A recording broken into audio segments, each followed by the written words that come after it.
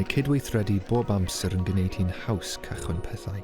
Fel Canolfan Cydweithredol Cymru, rydyn ni wedi annog cydweithredu ers deugain mlynedd i helpu ein heconomi a'n cymdeithas i weithio'n wahanol. Nawr mae gyda ni enw gwahanol gyda'r un gwerthoedd. Cwmpas, ar gyfer newid cymdeithasol ac economaidd.